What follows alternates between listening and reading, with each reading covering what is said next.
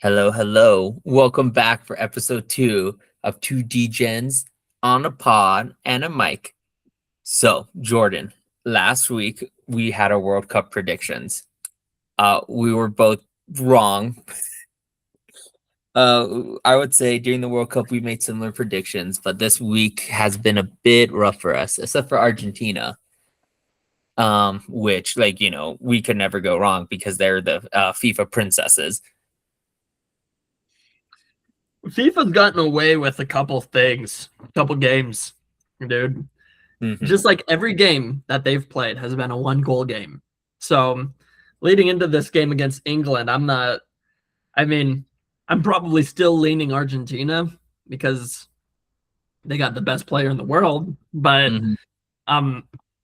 really that's the only reason I'm Yeah. picking them. I think England's looked a lot stronger in this tournament. I actually had Norway beating England. I've kind of faded England this whole tournament, actually. I thought they would have lost to Norway, played strong in that. I thought they would have lost to Mexico. They played strong in that. Pretty much a road game, playing in Mexico City. So, yeah, we'll see how that goes. France versus Spain, that matchup doesn't really surprise me. Yeah. Devastated about the United States, but Lauren Balogun, he's a very honest guy, thought it was unfair that he got the red card revoked, so he pretty much played like he was suspended. Didn't see him on the field almost at least once. And then, Christian Pulisic, he's getting flamed online because he says, "Oh, my ankle's hurt, but it's okay because I get to rest it now." And everyone's like, "You were resting it this whole tournament, guy." So, we'll get it next in 4 years. But yeah, France versus Spain, that matchup doesn't really surprise me, and that's gonna be really tight because, France, you could make the case that Mbappe is the best player in this tournament. Spain, it's hard to argue that they got the best defense. They only let one goal this entire World Cup, which is insanity. The last goal they let up before this one on their national team was against Russia, and Russia's been banned for several years. And so that just shows you the strength of their defense. It's been ridiculous. Again, like I said, I think you stole the words right out of my mouth. It wasn't predictable. This World Cup has been really predictable. The teams who are supposed to won in most cases. And the final four, if you look on betting odds or predictions or anything like that, it's typically like these four teams. With England might have not been. England is a dark horse out of the four of them, but I expect England's run to come to an end here. And I can see a repeat of last World Cup happening, France versus Argentina. Yeah, that's likely what the matchup will be. But I'll add this: if Spain scores first against France, the sirens got to start going off. Because you got to remember, France only scored once against Paraguay, which Paraguay's defense very good, but just a fraction of what Spain's is going to be. They only scored on a penalty kick. And then, we've seen Argentina down 2-0 when they were playing Egypt. And then they ended up coming back in the last 10 minutes. If England gets them in the spot, which they are totally capable, I knew leading into the the quarterfinals that it was a really tight race between Mbappe, Messi, and Haaland for the Golden Boot. I didn't realize Jude Bellingham and Harry Kane, both on England, are right there behind them too. They're both at 6, while Mbappe and Messi are at 8. They're right there. So if they get Argentina in a 2-0 lead like Egypt did against Argentina, again, sirens going off. I don't know if Argentina would be able to make that same comeback against England. Yeah, I always say everybody has a little bit of magic in them, and sooner or later that magic's going to run out. You can't have like comeback stories are great, wonderful, everybody loves them, but you just can't keep coming back from it over and over and over again. Sooner or later, the comeback ain't gonna happen. Comeback statistically don't happen.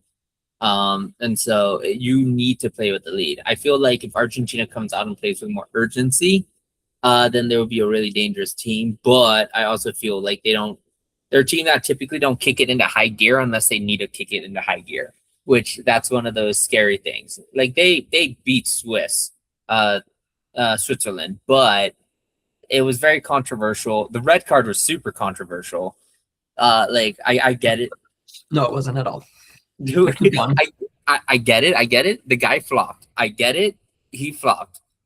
But like for that to be a card is kind of ridiculous. It was a second yellow. That's why it ended up being a red card. Yeah, I understand Which that. embellishment is a yellow card. It's going to be a yellow card every time. So Yeah. it wasn't controversial at all. That, don't flop. Don't flop. That goes for all sports. And props to FIFA and soccer for actually doing something. In the NBA, if you flop, you get fined pocket change. But here in FIFA, it's a yellow card. And in his case, it was his second of the day. So then he's out. Yeah, I understand that. I do understand that. But like, I'm going to be honest with you. It's soccer. Soccer's known for flopping. Everybody flops in soccer. You think they get touched and then they roll in pain and agony and you think that's real? No, that isn't real. They get tapped and they feel like they're made out of glass. I've seen so many exaggerations and exaggerated fouls in this World Cup. FIFA can try to do it, try to put a stop to it, but like it's really hard in the end of the day because of just the nature of soccer. I don't understand the point you're trying to make. It seems like you like that people flop and that he should have been let off scot-free. That's what I think. I think you probably no. Look. I think you probably had money on Switzerland, and then you felt bummed out that he got a red card because then that meant pretty much there's no way they're going to win this unless it went to penalties. I will never, ever, ever bet against Messi. I will never. I love Messi. Messi is one of the greatest players in my mind, and I will never bet against him. But what I'm saying is I've seen a lot of flopping. Like, if you do it to one, you have to do it to all. Sure, they could do a better job at doing that, but you got to remember they were looking at this on VAR, on a replay, right? Mm-hmm. Hard to see embellishment in live action, So I thought it was the right call. It wasn't surprising to me one bit. So yeah. Okay. Don't flop. That makes sense.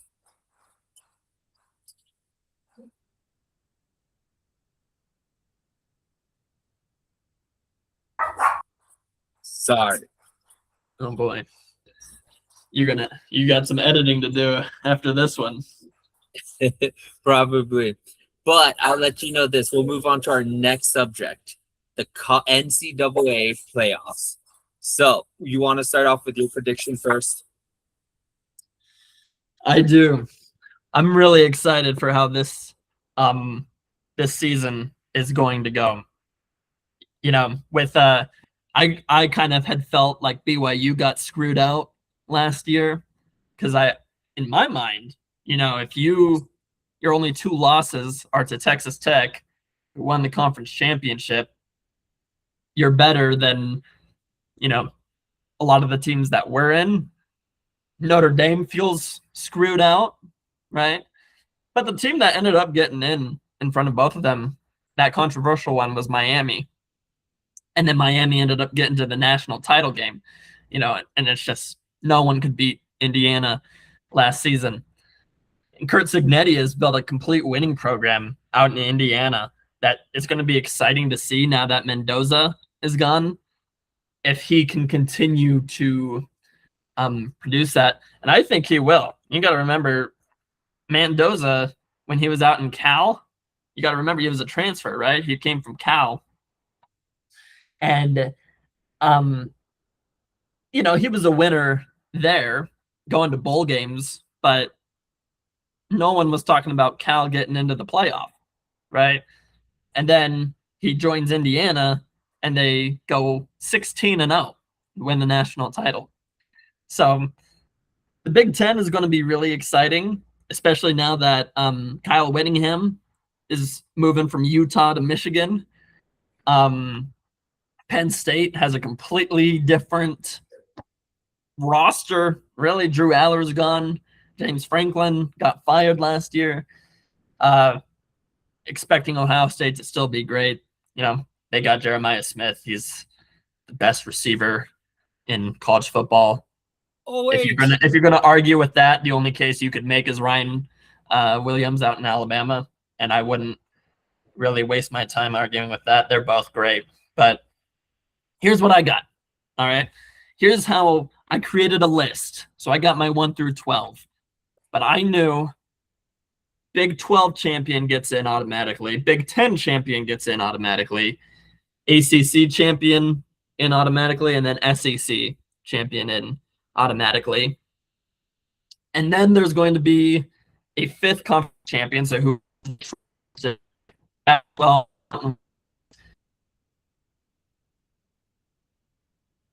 conference. So I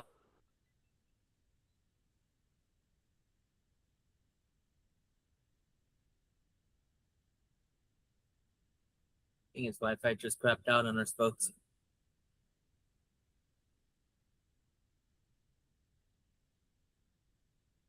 It's probably only a little bit.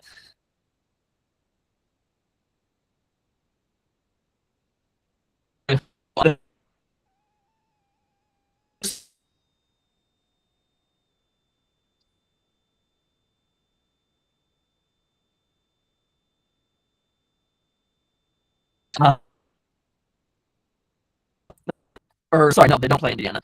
They play Oregon, play Michigan.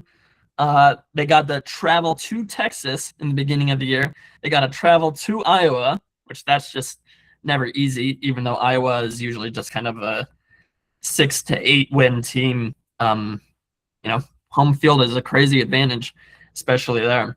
So, not saying the schedule's easy, but I'm expecting them to go 12-0 in the regular season and then win that 13th game to win the Big Ten. And so that's who I'm predicting to be the number 1 team. Number 2, I got LSU at 13-0, winning the SEC. And again, not saying this schedule is, a cakewalk. Any cakewalk. Yeah, exactly. But Lane Kiffin coming in, their quarterback is coming from Duke. He had like 34 touchdowns and only like 6 interceptions last year.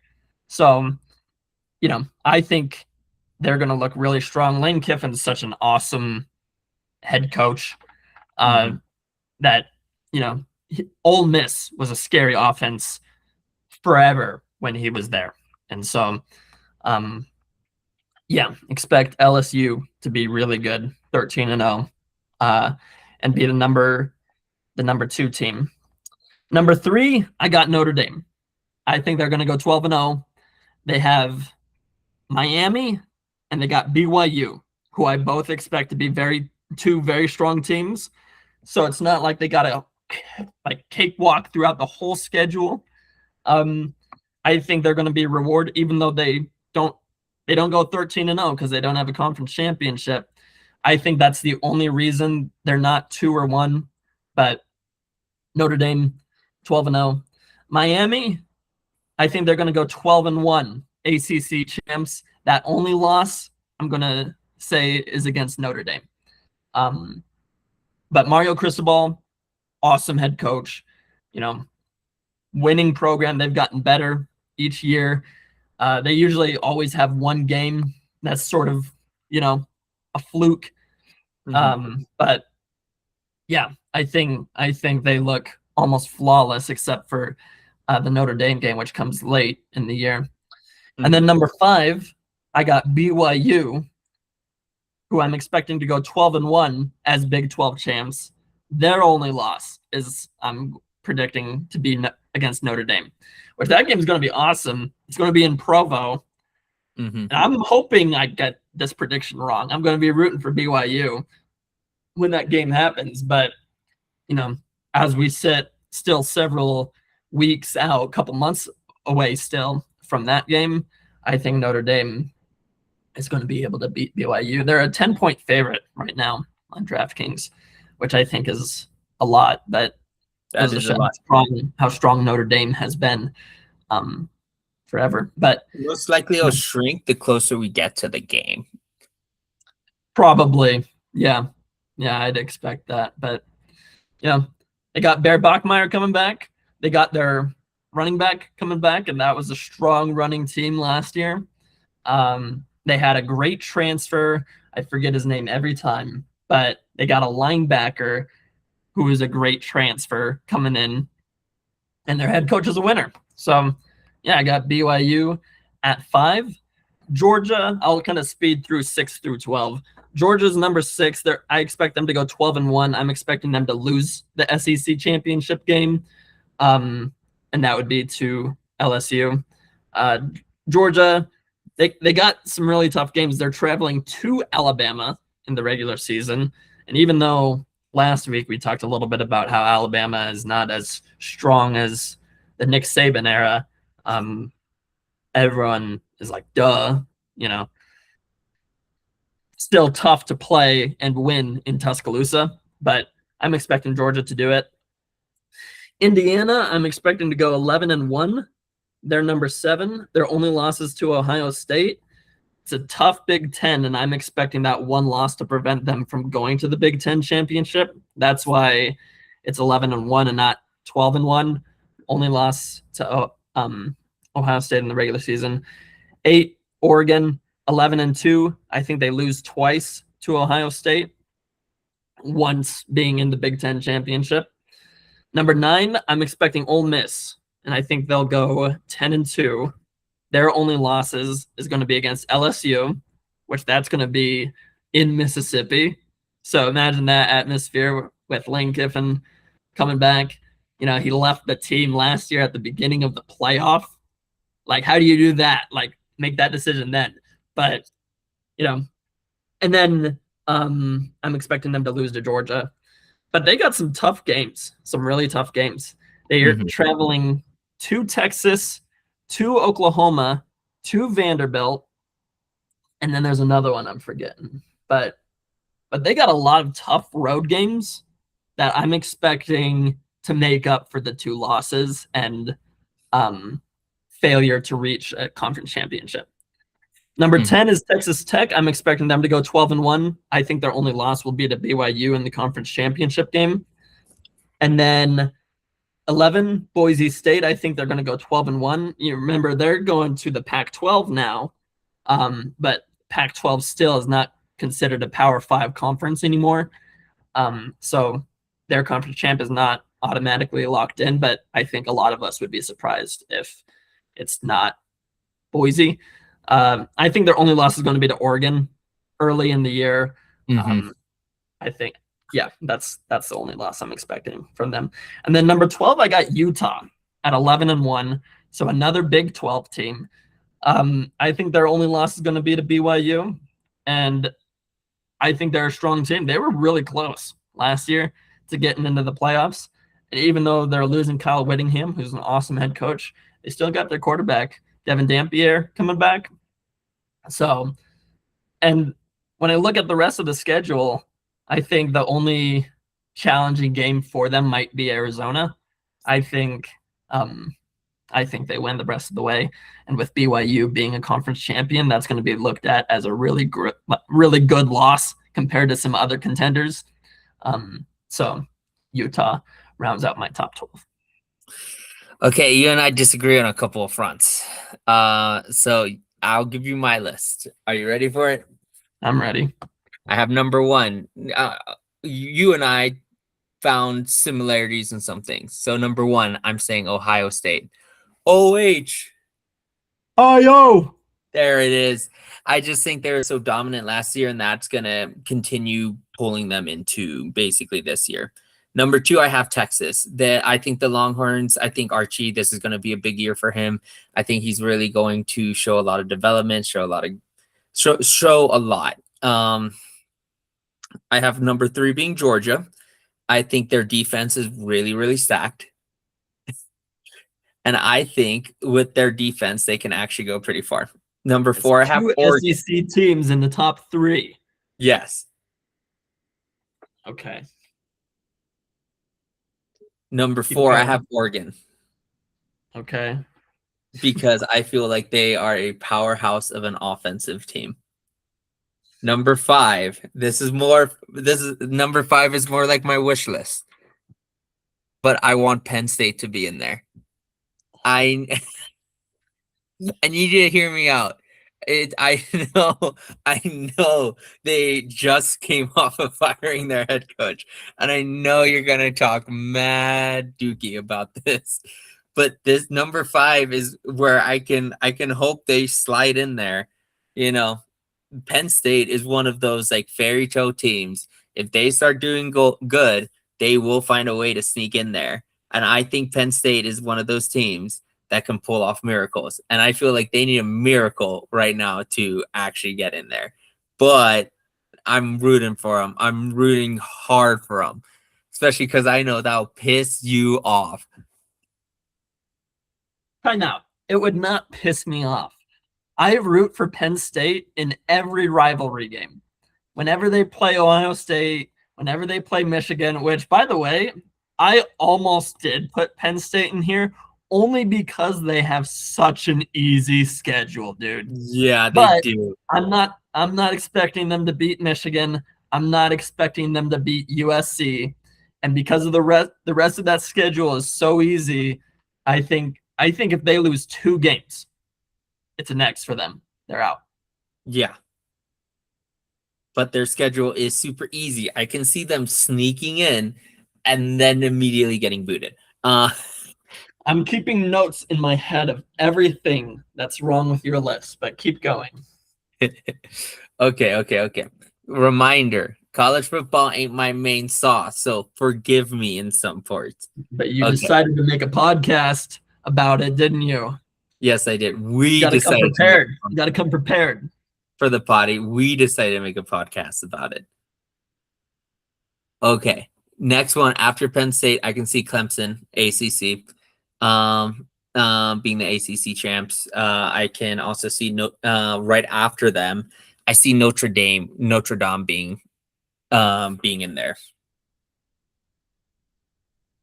Number 8, I do have BYU. I do have your BYU. I just looking at their schedule, you're right. I think they lose 1 to Notre Dame, and that's why I put them below Notre Dame. But say Notre Dame like a normal human being. Notre Dame. That's how it's pronounced. Hate me for it. But yeah, I'm going to put them below Notre Dame. Okay. Then after that, at the number 9 spot, I have LSU, then Miami, then Arizona State, and rounding it out at number 12 is Boise State.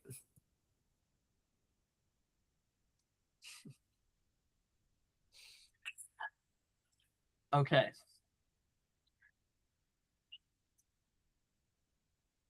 So Big Ten champion, you had Ohio State. Right? That was the first team you said. Yeah. State, right? And then you had Texas at 2. Yes. Right? So there's the Big Ten and SEC. Then you said BYU was going to win the Big 12. And then ACC, you had Clemson. Yeah, Clemson.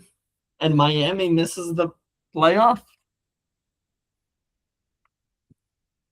Did you have Miami? No. I had Miami at 10.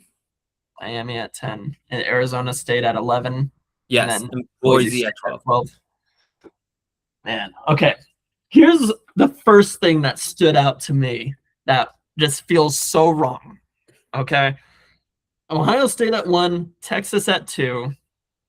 First of all, I doubt even if Texas won the SEC, that would be 1 and 2 because Ohio State and Texas play each other. So one Mhm. of them is going to lose. Yes. So if you got a one-loss team in the top 2, that means there's like one undefeated team in all of college football. Mhm. I'm expecting there to be a couple more, right? I had Ohio State, LSU, Notre Dame. All right. And then you got Georgia at 3 and Oregon at 4. Mhm. So in your top 4, it's only the Big Ten and the SEC. Yes. The Big 12 and ACC champs are ranked lower than the second and third best team. Oh, and that's another thing. Is number 5 you had Penn State? Yes. So the third best team in the Big Ten is better than the conference champ of the ACC and the Big 12. You've lost your mind. You've lost your mind. If they're the third, talk to me about this. If they're the third best team in the Big Ten, what stopped them from getting to the conference championship? If they're the third best team in the Big Ten, Because if they're third best, I'm expecting you to say that it was Oregon versus Ohio State for the Big Ten championship. Is that right? Mhm. Yeah. Okay. So what stopped Oregon from getting in? Or Penn State from getting in? From Penn State from getting in of some wild conspiracy theory in the Big Ten. They won the game, but then the NCAA came in and completely reversed it and said, Penn State, we found steroids in their locker room. We're reversing the call. Then they can do that and sneak in. How am I supposed to take you seriously? All right. Remind me who was 6. Who was after Penn State? Clemson. Clemson. And then 7 was BYU? No, Notre Dame. 7. Okay. So 7 was Notre Dame. Are you expecting them to go undefeated? This is close. I can see them having a lot of close games and losing one. Who's their loss to? I'm not sure. I haven't looked at their schedule yet. Oh, boy. Oh, boy. The host didn't do his research. Okay. Yes. Which I already assumed. I already assumed that because you have 3 Big Ten teams in the top 5. I like to be wishful. I love the Big Ten. Yeah, yeah. So, your excuse for putting Penn State in there shows that even you're not taking yourself seriously. So I'm not going to spend much time on that except for the fact that I think Penn State has to get to the Big Ten championship game to Make even the have playoff. a prayer to get in to the playoff. And if they don't,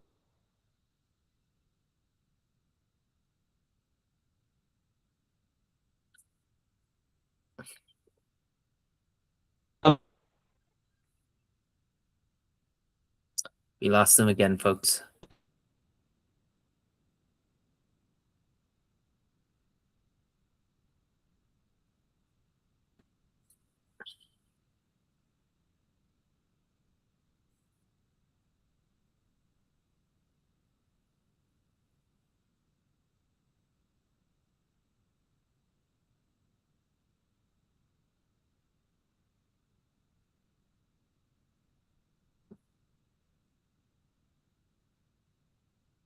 can you hear me? Now I can hear you.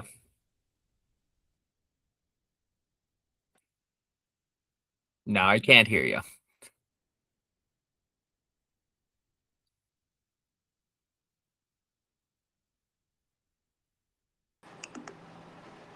Now I can hear you. Okay. All right. All right. You just made me so mad that my internet must have said like, all right, we need a breath. Gave me a 15-second. I got a 30-second timeout. Yeah. Is what I got. Arizona State, I didn't even think of. And I want to hear why you put them in. Let me pull up my list. I completely.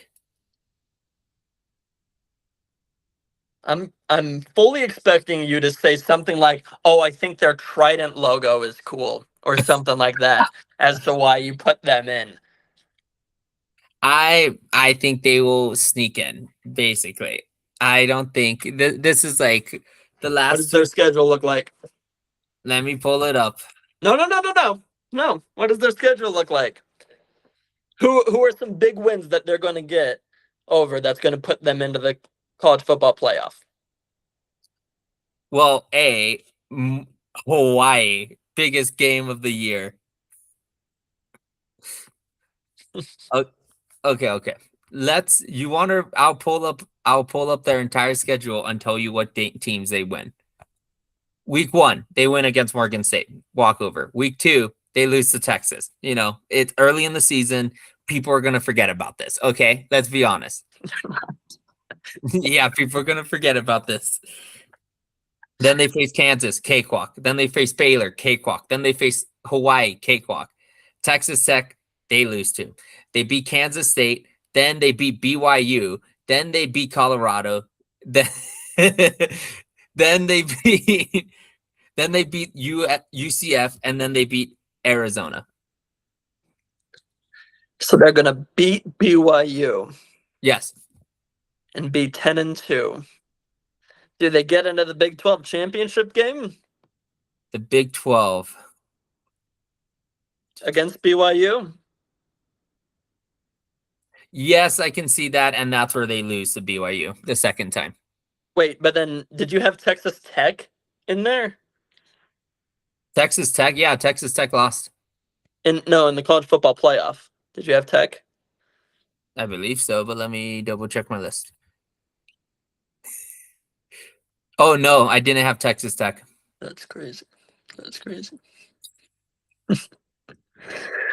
Who's their number one player that's going to get them wins, Alejandro? The Trident. Oh boy. There it is. There it is. I knew you were going to bring that up at some point. Poseidon.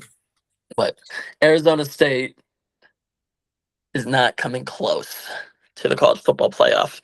And I would be shocked if Arizona State beat BYU. What do you want to bet on that? And if I don't bet, but if BYU were to lose to Arizona State, we make a really hard case for them getting into the play. They would have to win the Big 12 championship. Yeah. So tell me. So answer this one. Answer this one. They lose to Texas, and they lose to Texas Tech. That's who you had Arizona State losing to, right? Mm-hmm. Yes. And then they beat BYU, but then lose to them in the rematch. What changes in the rematch that makes BYU lose in the regular season, but win in the conference championship? Unpredictability. BYU. Is that all you got to say? Yeah, basically. Sports are unpredictable. You can't go in there and say, I beat you once, I'm going to beat you again. Yes, you can. It happens all the time. It happens all the time. It also happens all the time, especially with two equal. I think these teams are pretty equally yoked on both sides. I think they're equal. I think they're equal. I think you have your Mormon Provo glasses on right now, especially because you think Utah State is going to sneak in. And I didn't say Utah State, fool. I did not say Utah State. Utah? Yeah. They're a lot better than Utah State. A lot better than Utah State. But so now we know 3-loss Big 12 team is going to get into the college football playoff in your mind. Mm-hmm.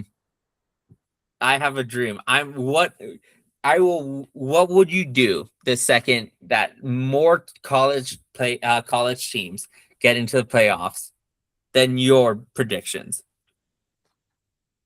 You think you get more teams in the playoff than me? I do. Okay. So let's see.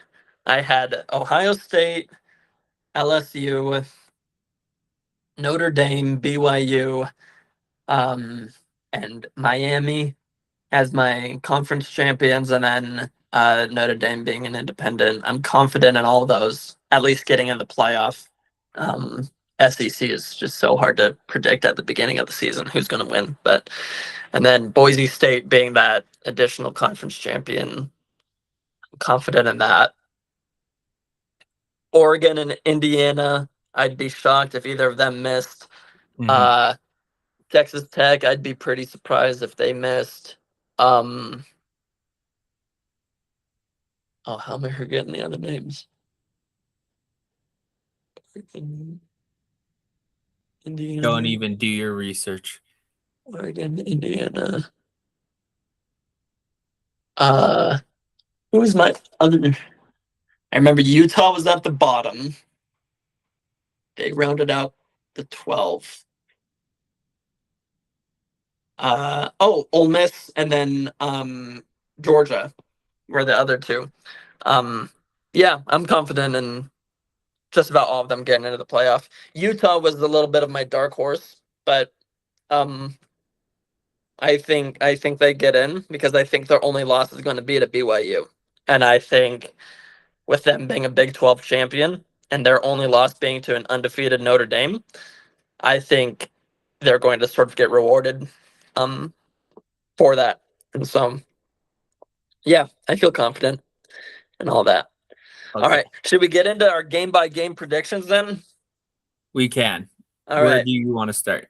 So, first round, right? It starts with 5 versus 12, which I got BYU versus Utah playing again in a rematch. I think BYU would win again. Remember, their game this year in the regular season is going to be in Salt Lake City, where the Utah Utes play. And so now, in this college football playoff, it would take place in Provo, because remember, this first round, these teams play In their home. home stadium games. Yeah, home games. So in Provo, yeah, BYU beats Utah. Number 6, Georgia plays 11, Boise State. I'd be shocked if Georgia didn't win that. Number 7, Indiana plays 10, Texas Tech. Indiana's going to win. And then I think Oregon beats Ole Miss. I want Ole Miss to win that. I love watching them ever since Lane Kiffin was on that team. But yeah, they get to the playoff, but I don't think they'd have the strength to beat Oregon. So that would make up the first round. Okay. My first round predictions: number 5 versus number 12. So that would be Penn State versus Boise State.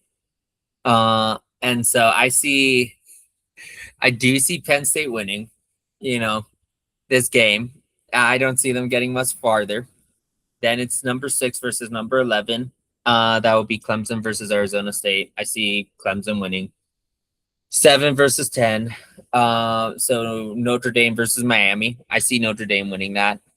And then number 8 versus number 9, LSU versus Alabama. I see Alabama win.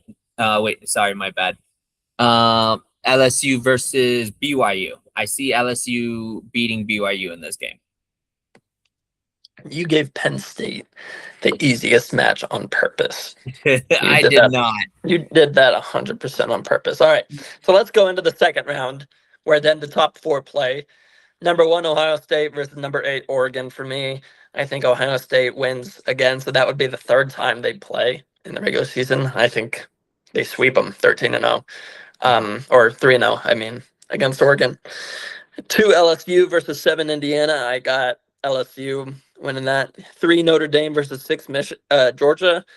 Not an easy game at all, but I think Notre Dame, even though the rankings would suggest they're the favorite, I'm sure Vegas would have Georgia as a probably 2.5 to 3 point favorite. I think Notre Dame is going to win that.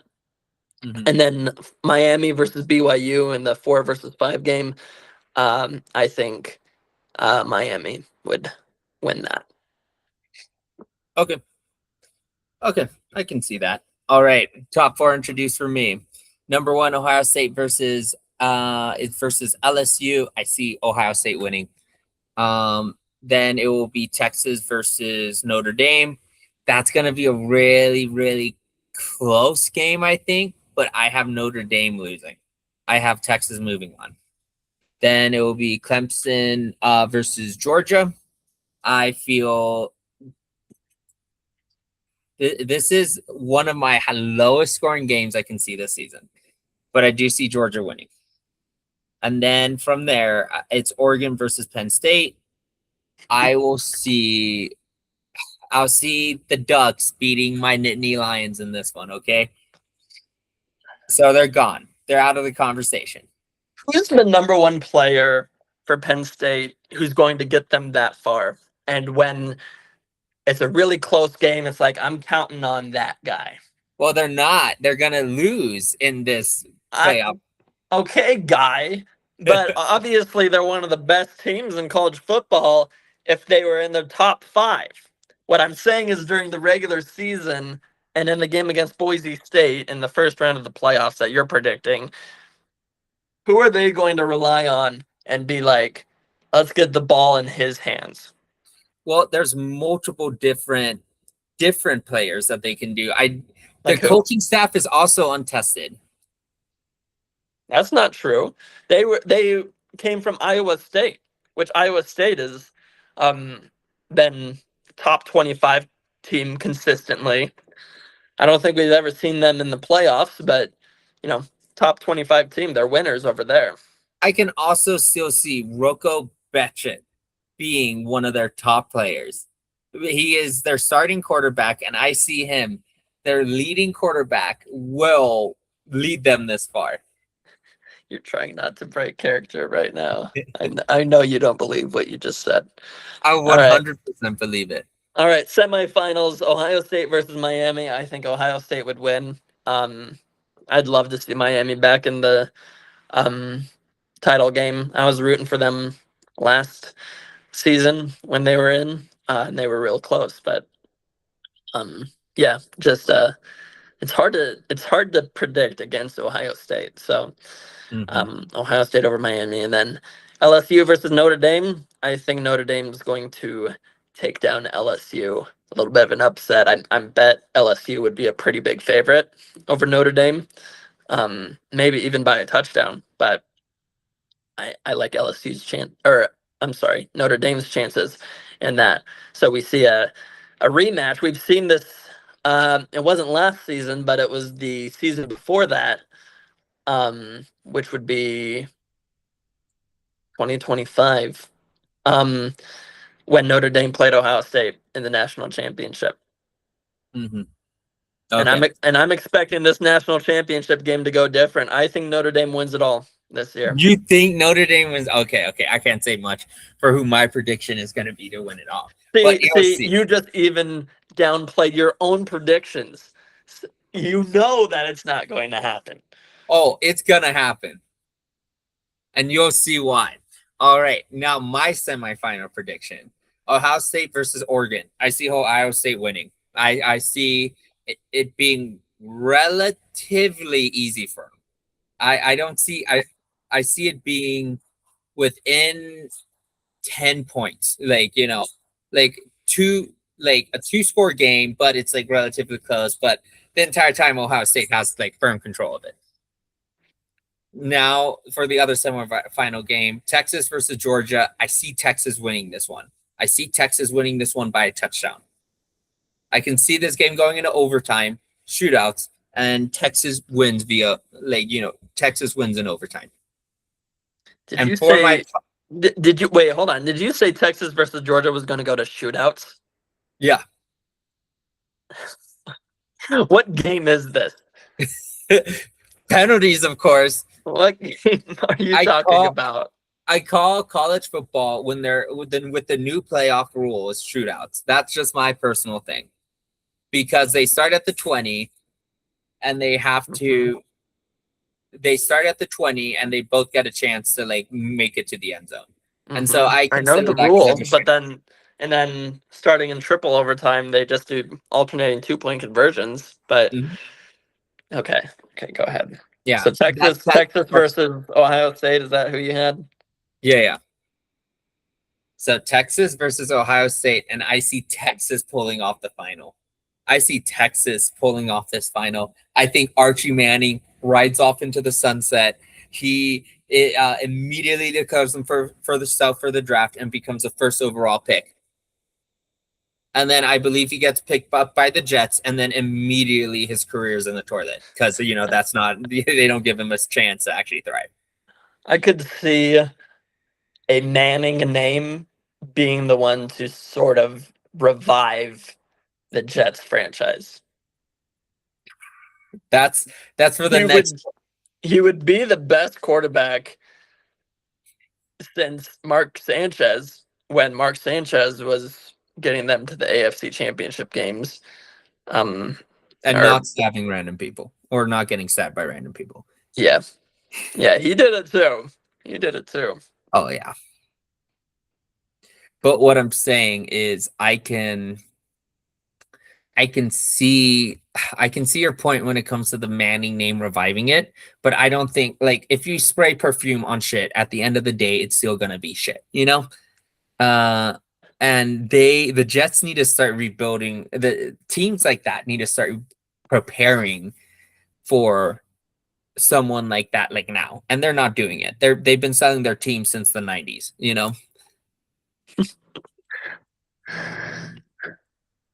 Yeah, I'm kind of tuned out of the NFL for a little bit, so I'm not too familiar with what their roster looks like anymore. But do they still got Garrett Wilson? No, not. Where did he go? Let me double check.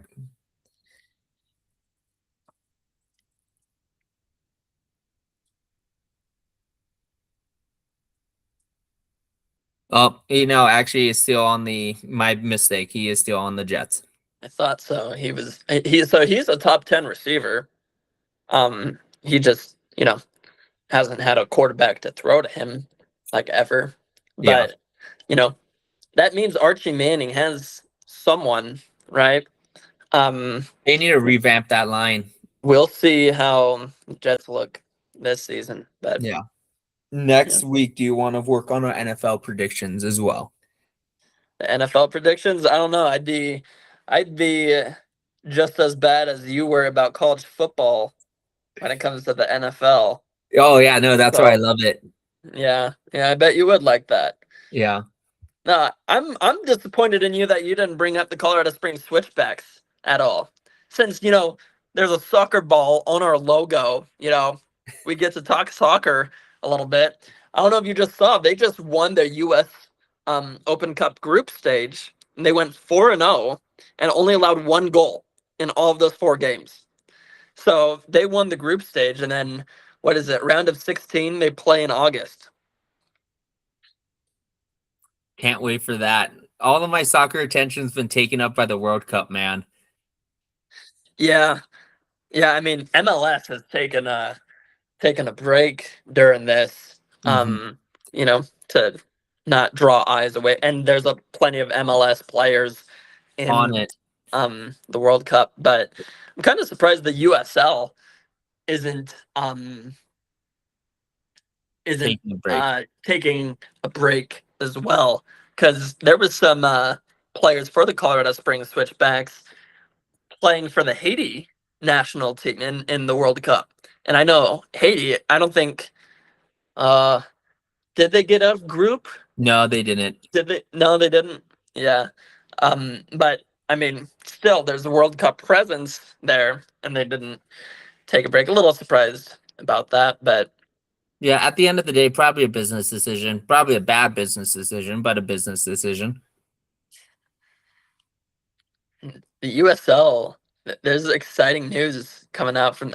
This is a little bit of old news, but they're going to start in the upcoming years doing their own sort of promotion and relegation, similar to what Europe does, because the MLS has never done it, and they've been asked a lot about doing it, because it's fun from a fan perspective seeing the stakes like that high, that it's like, if you suck, like, no one's going to show up to your games next year, because you're going to be in a completely different minor league, you Yeah. know?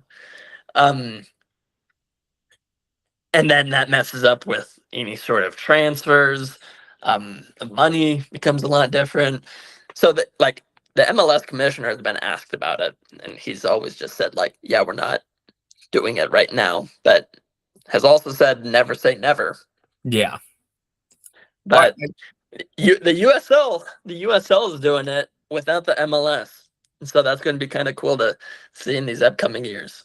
hmm I agree. I think that would be a good positive change. I just think it will motivate people to naturally get better, and I feel like it will bring better teams into it in as well.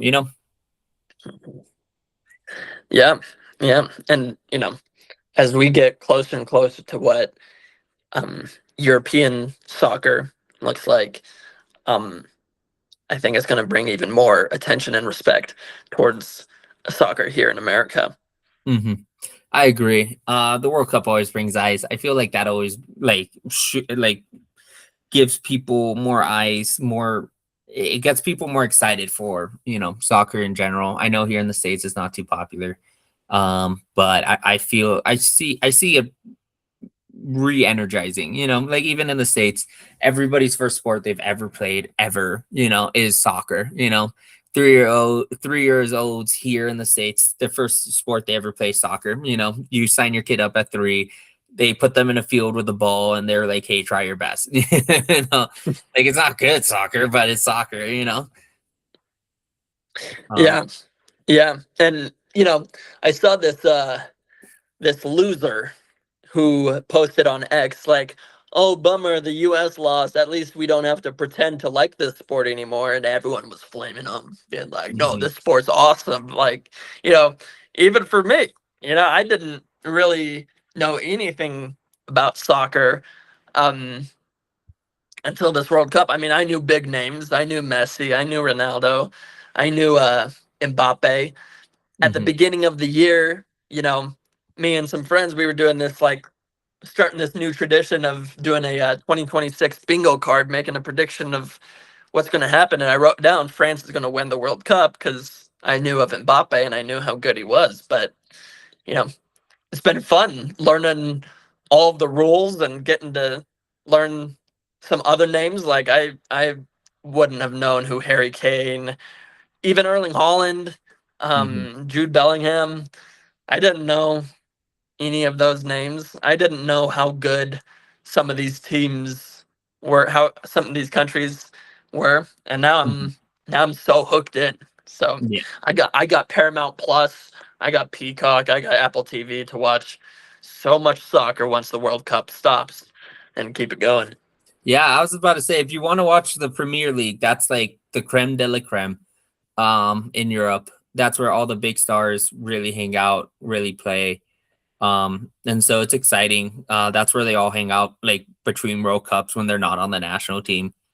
Um and so it's really good to see that. Copa America is the next major tournament that like we really have to focus on, but that's in 2 years. It's like the World Cup. It's a tournament of just the American teams, North and South America. This last year it was Argentina versus Colombia, and sadly, my cocaine dealers, they lost. Goodness. So yeah, they lost. It was heartbreaking. I watched the game live. My family's from Colombia, and I was just like, oh, you know, Yeah, is that the game where like it got delayed because people kept storming the field it was, or it was, breaking into the stadium? it What was was it? What were they it was doing? breaking into the stadium. They found an AC unit that they just ripped off the wall, and it was a giant hole that led straight into the stadium. So like a bunch of people flooded in, and it got delayed. And that was also the game that Messi got hurt in. So Messi got hurt. Got hurt and Um, got pulled. yeah, and got pulled, and they still won. So do you think this is like Messi's last international? Because Ronaldo announced that that was his last international appearance. This Do you think this is Messi's last? I 100% think so. This is what he said. This is what he said basically to us before anything else. He would just say, "This is going to be my last international tournament. I'm retiring after this." Uh, in order for him to come to Inter Miami in the first place, they had to give him. They literally gave him the team. They gave him millions of dollars, and they said, not only do you get millions of dollars, but you own the team. Like this is like this is your team. You own this team. Here's the keys to the city. Yeah, basically, they gave him anything and everything they wanted. They were like, we'll give you the most money we can ever give you ever. And on top of that, you own us. And so that's his retirement plan. He's going to be owning his own football club. And when Messi and Ronaldo are both gone, you think Holland versus Mbappe is going to be like this new generation of Ronaldo versus Messi? Because Holland, I saw, is only 25, and then Mbappe, he's not much older than that. He's what, 27, I think. Yeah. I can see it being like a three-way tie, a three-way competition between Holland, Mbappe, and Kane. I feel like Kane, he's the eldest out of the three of them, and he will be on his way to retirement first, but he is still like a really damn good striker. And so I see him continuing to play. So rock on. Soccer is in good hands. Yeah. I think at this pace, soccer is going to just continue to grow. Major news out of FIFA, though. They announced that they're looking into the next World Cup to be a 64-team World Cup. And this year was 48. Yes. Right? Yeah. And so 64 will be adding more teams. So you might see the Vatican City national team out there. Yeah. What continent? You think we're going to see a lot more African teams? I think because Africa's looked good. They've usually lost those really tight games. You know, Egypt versus Argentina, Senegal versus Belgium. Argentina played another African team and only won by Morocco. No, but they lost to France. Morocco lost to France. Oh, yeah. But yeah, a lot of African teams who've done really well. You think with if they do go to 64, which I'd be surprised if they didn't, because that means a lot more money. Yeah. If they do, do you think Africa sees the biggest boom, or I think more Europe, more Asia, maybe? I think it's going to be Asia, because Asia didn't have a lot of teams coming into the World Cup this year. They had Japan and South Korea, and that was basically it. And Korea didn't get out of group.